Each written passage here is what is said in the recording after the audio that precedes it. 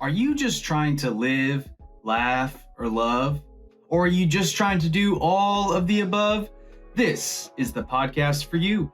If you're an aspiring comic, a headlining comic, a class clown, or just an average bro or doe looking for a good time, you, my friend, are in the right place. Welcome to the magical world of just trying to podcast. Here we go. Welcome, triers, doers, and everything in betweeners. This is Just Trying to Podcast with your host, Mike, Tony, Heath. Welcome back. We got a good episode for you, a real brief one around just trying to stay weird. I went to go see Dusty Slay perform at Helium Comedy Club in Portland this last Friday. So I got about staying weird in Portland or keeping Portland weird. Did they steal it from Austin, Texas or not? Which was first, keep Portland weird or keep Austin weird? Can't wait to see how this Instagram poll goes. Big things popping off. We're going to talk a little bit about seeing Dusty, going to Portland, Mizzou men's basketball. We're going to talk about my comedy update and how to handle hecklers, or at least my current thoughts on it. Mizzou men's basketball. We are the number 4 seed in the SEC men's basketball tournament. We're playing this Friday at, I believe, noon Pacific, 2 p.m. Central Time. Real excited about that game. Here's my bold prediction. I'm really good at making these sports predictions, especially about Mizzou sports, but I am predicting that the University of Missouri men's basketball team will go to at least the Elite Eight this year. Let's see if I'm right. All right, hope this clip ages well. Pretty exciting stuff. Big things popping off for the University of Missouri. Also, Barstool Sports is doing a Best Bartown competition, and I believe Mizzou made it to the Elite Eight there, which is why I think the Mizzou men's basketball team will go to the Elite Eight, because we are good at having bars, a.k.a. shout out Harpo's, and Fieldhouse, all the rest, and men's basketball. That's what we're good at. That's what Columbia, Missouri is bringing to the table, folks. Here's my comedy update. What's going on with me and my comedy journey? I would like to say that I have now officially performed 33 times on a stage at open mics. And it feels great. I had a goal from October of last year till October of this year. So from October 2022 to October 2023, I was trying to perform at least 50 times. And I'm now at 32 performances since October of 2022. So doing pretty good on hitting that goal, unless things really go off the rails. I think I will hit my goal for this year. Going to hit it pretty soon, hopefully. Pretty excited about that. And I've been reading through the New Comedy Bible by Judy Carter, and that has been helping me so much. If you're an aspiring comedian, or you're just looking to maybe figure out, like, I'm always telling stories, and maybe you're a storyteller, she gives a good framework. It is for stand-up. So if you're super uninterested in stand-up comedy or learning how to write jokes, I don't know if it's the book for you, but if it is, if that's something you are pursuing, I'd recommend reading it. Anyways, she talks about hecklers and how to deal with hecklers. There's a whole chapter on giving you practical activities and frameworks for dealing with hecklers. Because I feel like whenever I tell people I'm doing stand-up comedy, that I'm an aspiring stand-up comic, people say I could never do that, because what if someone heckles me?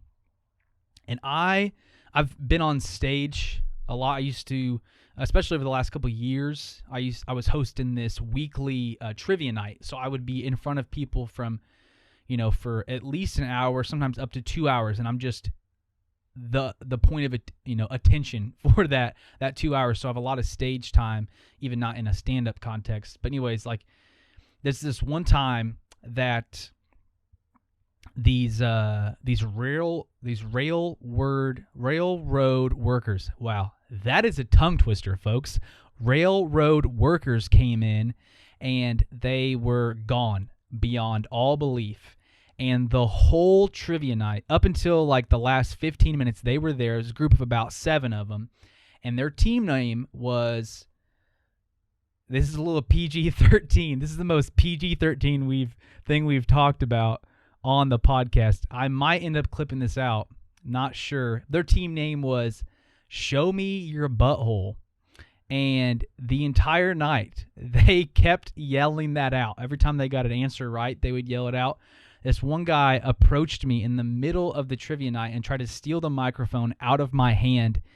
And I was unaware of what was happening. Oh, because actually it was on the mic stand, and he comes up, and I'm like grading the cards. He comes up, grabs it, and he yells, "Show me your butthole." And I took it back from him. Anyways, what I'm trying to say is I doubt someone's going to, run on stage and like Will Smith you, or come up onto stage and like grab the mic from your hand like Kanye. Like none of that is going to happen. But even if it did, like those people survived, you know what I mean? But so if you're afraid of doing stand-up comedy just because of the hecklers, I've also got some good news, is that likely if you are afraid of hecklers to the point where you don't want to do it, that means that you're going to go somewhere and perform stand-up comedy where no one has paid to see you specifically. So worst case scenario really is you get up there, you start getting heckled, and then you just walk right off the stage because you're not getting paid to do it.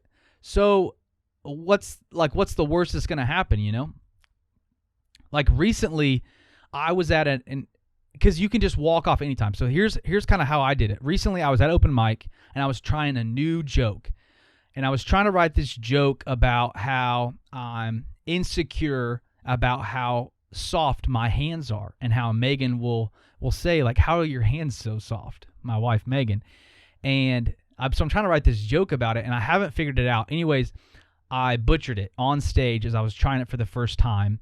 And I was so embarrassed because I just froze. I had no idea where I was going to go. I probably still had 2 minutes left in like my allotted time. So what I did was I ripped off my shirt, and I did have a shirt on underneath, and I spun my overshirt around my head, and I said, "Let's get weird." And then I quoted Shia LaBeouf, "Don't let your dreams be dreams, just do it." And I walked off. And it was the most uncomfortable feeling. Like the whole tone of the room was like, is this guy okay? And it was real weird. What I'm trying to say is stay weird. Keep Portland weird. Keep Mike, Tony, Heath weird. And really why I'm sharing that is because I went back to that next mic the next week, and no one said a thing about it. No one treated me any different. No one probably even remembered that I did it. So if you're just scared of a heckler and that is what's keeping you from trying stand-up, just do it. Don't let your dreams be dreams. Yesterday, you said tomorrow, just do it. Make your dreams come true. Nothing is impossible. You're going to get to the point where anyone else would give up, and you're going to work hard at it. If you're tired of starting over, stop giving up. That's the end of my Shia LaBeouf quote.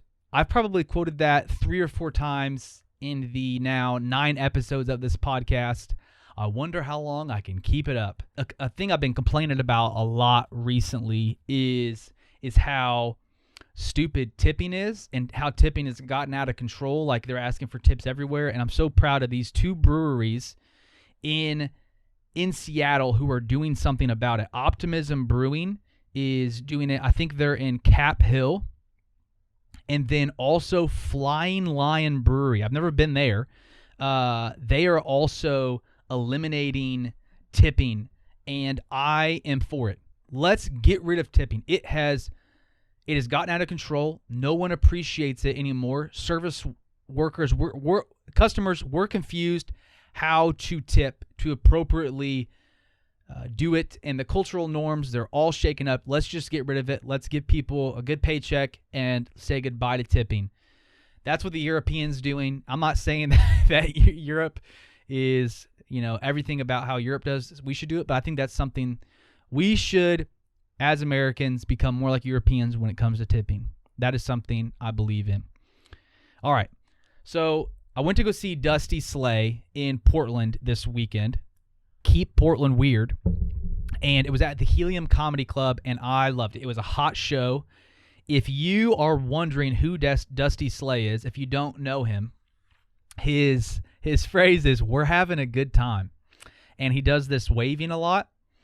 And he is hilarious. He's got a real good energy about you. I wouldn't necessarily describe him as a clean comic, but he's like a pretty clean comic. Like, you can go there and you don't feel bad about yourself. You don't feel dirty. You don't feel like you need to go take a shower. You don't feel like you need to do a mental cleansing. You're going to laugh. You're going to have a good time.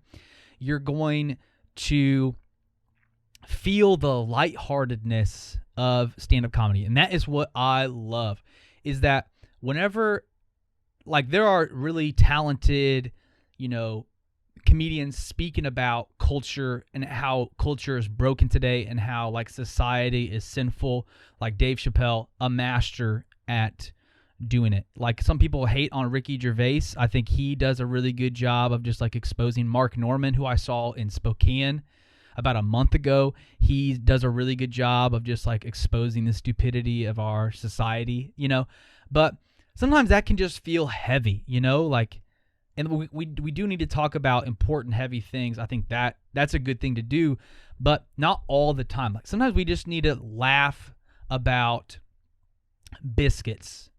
That's all I'm going to say, is Dusty Slay has this hilarious chunk. I've never heard him. I've heard him talk about it a little bit. I think when I saw him in Kansas City back in October, I think it was like maybe an earlier version, but it is hilarious. I was dying. I've never heard someone be so funny about biscuits, but I don't want to ruin it. But if you want to know how funny biscuits can be, go see Dusty Slay. The person who opened for him was Alec Parent, and I've never heard of Alec, but I'm already a big fan. He's the van living in a van comic. Hilarious. Go check him out on Instagram. Helium Comedy Club. I've never been there before, but I love it. The ceiling is low, so it feels real nice and intimate in there. And when you're laughing, when everyone's laughing, you can just, like, feel it. I think sometimes when it's like an auditorium or like a theater, or even the ceiling's really high, it, like, changes the feel. But when the ceiling is a little bit lower and it's like a real wide room, not too deep, so you're just kind of all around the comic, but it's not too far back. I love the setup of Helium. It was a great show. It was a hot show. You need to go see Dusty. He's doing good stuff, and it truly is it's how you have a good time. Now for some coffee reviews from Portland, Oregon. Portland, Oregon. Coffee reviews. We're reviewing Kuava. How do you pronounce it? Kuava. Let me know in the comments. Proud Mary Coffee Roasters. First up, Kuava. If you go there, at least the shop that I went to, I'll post it in the show notes. The vibes are up. There's like a bamboo furniture store in there, and I had such a good time. I signed up for their text messages, which got me a free cold brew on my way out. So that was pretty awesome. But while I was hanging out there during my trip to see Dusty, I got a pour over, and Dusty also has funny jokes about coffee and pour over right now. It's pretty good. I really liked it. It's getting pretty tight since the last time I saw it in KC, but I drank their, I'm going to pronounce this wrong, Perifio Castellanos. My whiteness is showing.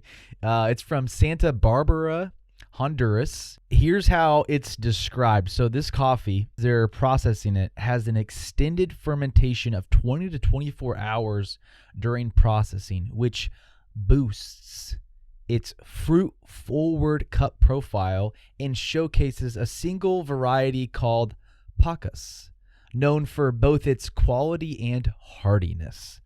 Look for bright, sweet notes of raspberry and white wine that transition into a lingering molasses-like finish. And let me tell you, word for word, that's 97% accurate. I had a great cup there. I would have just kept sipping on it all day long if I had all the time in the world. But I had other coffees to review. How I would rate this experience would be, how I would describe my experience at Kawava to like rate it with words would be, it felt like I had a nice relaxing day on the beach, but it was slightly cloudy with a little bit of sun coming in through the clouds and a light breeze coming in with some exotic birds chirping in the background. Are birds real? Who knows? And then I went to Proud Mary Coffee. I wasn't actually able to hang out there, but I got some coffee from them. And I got their Ghost Rider Wild, which is actually a blend, so it's not a single origin coffee. If you don't know what that means, then you probably hate that I'm reviewing coffees right now, but it is a blend. It's won a lot of awards, though.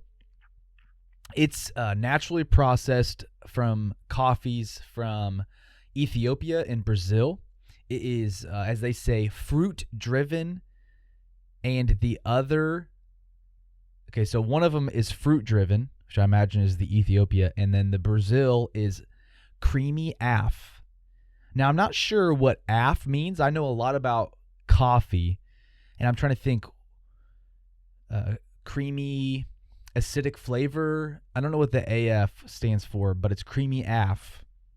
I don't know. But it tasted like there was a fruit explosion in my mouth.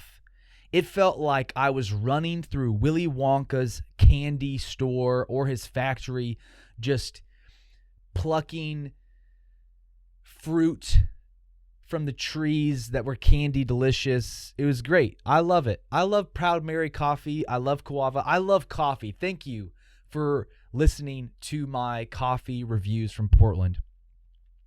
Now, at this point, you've probably realized that I'm trying a multi-camera system, and I'm having cameras going out. We're learning. You're welcome to the journey of just trying to podcast, because that's all I'm trying to do. I'm just trying to podcast as I just try to live, laugh, and love. And we are trying to stay weird. We are trying to keep Portland weird. We're trying to keep Mike, Tony, Heath weird. That's what my friend back in Missouri, Kristen Himkin, a.k.a. Stinny. Shout out to Stinny. I would always drink out of this coffee mug, and I'm a weird guy. And Stinny would say, keep Mike weird.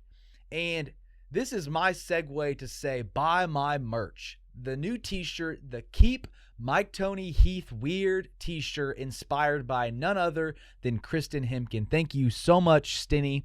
We appreciate you.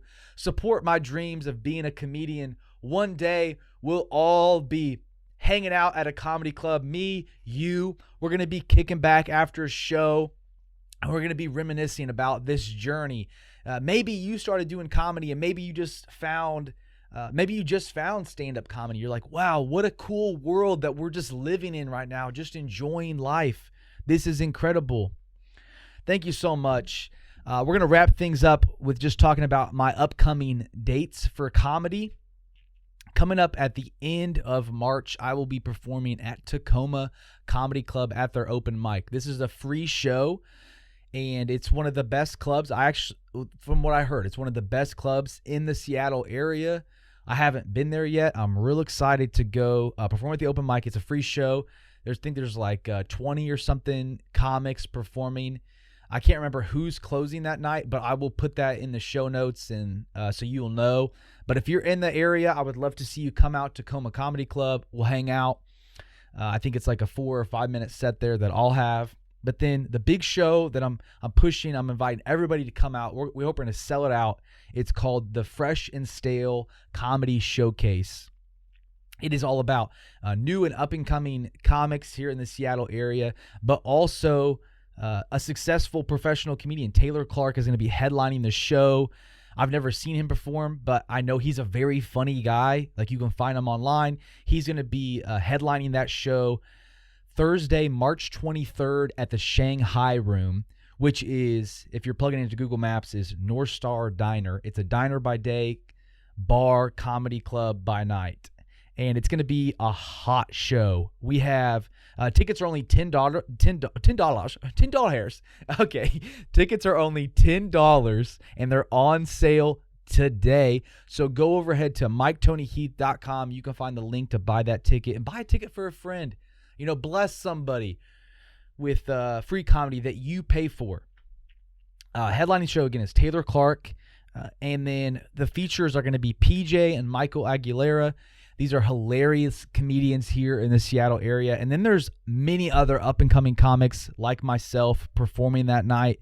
Again, it's going to be a hot show. That's Thursday, March 22nd at the Shanghai Room. Tickets are going fast. We're going to sell out, folks. It's going to be a hot show. Can't wait to see you there.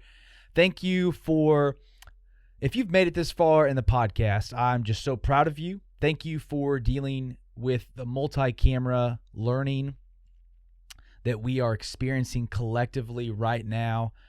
I'm going to close with just a thought that I've been thinking about. A friend shared this phrase with me over the last week while we were in this group, and he was sharing just about kind of what God was teaching him, and or he was encouraging somebody. I don't remember the context, to be honest, but he said this. I thought it was really profound. He said, it's your personhood over your position. Is that, and what I think what he's trying to say is that who you are matters more than what you do. Is that whether you love what you do or whether you hate what you do, remember who you are is more important than what you do. What you bring to the table, your being, is more important, more valuable than your production. And I think he was encouraging someone, now that I think about it. Anyways, I want to encourage you with that. So whether you're stuck in a job you hate, or whether you're like me and you're an aspiring comic and you're not very good yet, you're just trying to be a stand-up comic, but you just haven't figured out how to be funny on stage yet. If you're like me, who you are, your character, that's what matters. So be a nice person. Be the comic that everyone wants to hang around. You know, what would you rather be? A jerk to everyone? Like, there's a lot of people, you get found out and you end up getting canceled because your character is corrupt. Like, who cares if you're the funniest person if behind closed doors you're an evil person? You know what I mean? But we're all evil to some degree, and that's why we need Jesus. That Jesus saves us from ourselves. That we can never be good enough, but he said, I love you, so I'm going to choose you. I'm going to save you. And as we be with Jesus, we become like Jesus. And people hate on Jesus all the time. But at the same time, everyone, not everyone, but most people would say, you know, would you want to hang out with Jesus? Most people would say, well, I imagine they would say yes, because Jesus was a friend of everyone who thought you shouldn't be friends with those people. The prostitutes, the tax collectors, the people who are outcasts of society, Jesus hung out with them. So if you're like me, a little outcast, if you're a ragamuffin, give Jesus a shot. And thank you so much. This has been fun. Follow along, like and subscribe if you haven't done that already. And I love you guys, and I appreciate your comments that you send in. Whether that's like you comment on YouTube, or you've been DMing me saying, hey, I've listened to the podcast. I appreciate all the encouragement. Words of affirmation are my biggest love language. So I see you. I appreciate you. Thank you for taking the time to not only listen to the podcast, but let me know that you're listening and give me feedback, because we're just trying to podcast and we're just trying to have a good time. We are having a good time, like Dusty Slay says. Thank you so much, guys. I love you, and stay funny and stay weird.